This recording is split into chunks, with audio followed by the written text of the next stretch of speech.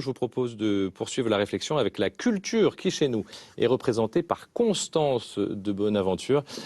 Bonjour Constance. Bonjour David. Comment allez-vous? Bonjour à tous.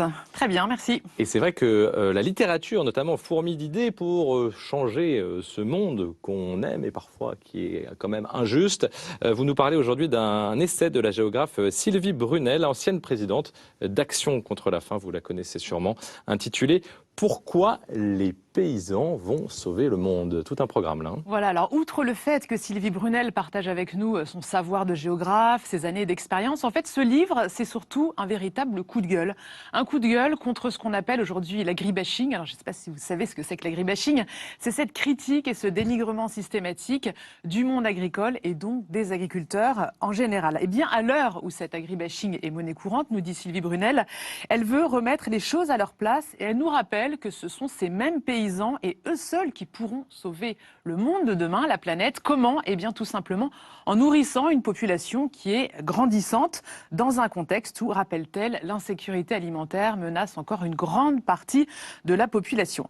Et pour cela, nous dit Sylvie Brunel, eh bien il ne faut pas totalement bannir l'agriculture conventionnelle, il ne faut pas non plus l'opposer à l'agriculture biologique, mais il faut tenter d'associer ces deux modèles.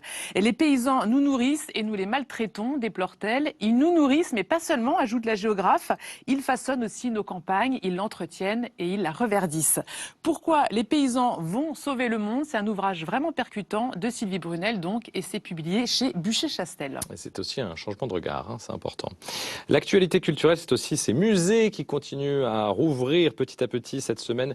Vous nous proposez d'aller au musée de la Libération qui ouvre ses portes ce mardi avec une exposition sur une grande crise française, les Parisiens dans l'Exode en 1940. Voilà, c'est une exposition vraiment très instructive sur le printemps 1940. Alors à l'époque, 8 millions de Français prennent la fuite pour échapper à l'armée allemande. 8 millions de personnes donc sur les routes pendant au moins 6 semaines. Un mouvement de masse tellement important qu'on l'a nommé à l'époque Exode.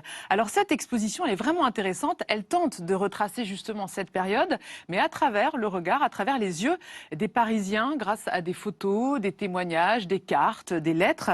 Et alors il faut savoir qu'à partir du 3 juin, bombardement de Paris, ce sont les 3/4 de la population parisienne qui quittent la capitale. Et regardez, je trouve que les photos qu'on va voir, elles retranscrivent vraiment bien cette fuite chaotique, ce mouvement de panique. On voit ces routes encombrées de voitures et de bicyclettes.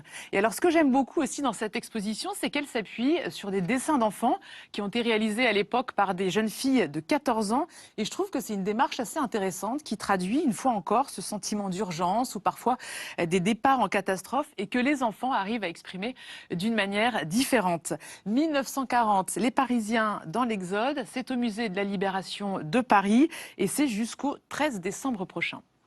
Claire Hédon, c'est pas anodin l'accès à la culture, ces musées qui ouvrent à nouveau pour lutter contre la misère, ça compte. Et pour tout le monde, enfin c'est vital pour vous comme pour moi, mais c'est vital aussi pour les personnes en situation de précarité. Cette question d'accès à la culture, le père Joseph Wresinski avait vraiment, le fondateur du mouvement, inscrit ça dans l'ADN du mouvement, cette question d'accès à la culture, l'envie justement d'aller voir des musées, l'envie de lire. Vous savez qu'on organise nous des bibliothèques de rue, permettre aux jeunes enfants de pouvoir accéder à la lecture, c'est quelque chose d'essentiel. On voit même que souvent ça facilite la réussite scolaire. Donc je pense que cet accès à la culture est très très important. Et si je pouvais rajouter quelque chose aussi, c'est dans ce qui est fondamental aujourd'hui, c'est la participation des personnes concernées. Je pense que c'était un des fondamentaux du père Joseph Wresinski, qui lui-même est né dans la misère. C'est ce qui fait la lutte contre la misère. Voilà. Et parce que lui était issu de la pauvreté et a trouvé ça absolument scandaleux, la façon dont on décidait pour lui et jamais on lui demandait son avis. Merci Claire. Et donc, merci Constance.